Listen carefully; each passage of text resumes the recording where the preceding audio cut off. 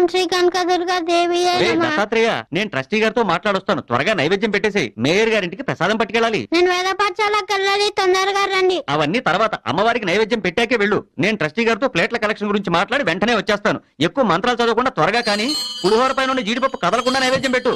తినమ్మా తిను. నేను వేద పాఠశాలకు వెళ్ళాలి, ఆలస్యం అయితే మాస్టర్ గారు కొడతారు. తినమ్మా తిను. మా అమ్మవు కదా, తొందరగా రా అమ్మా. త్వరగా వచ్చి తినకపోతే నేను ఇవాళంతా భోజనం చేయను.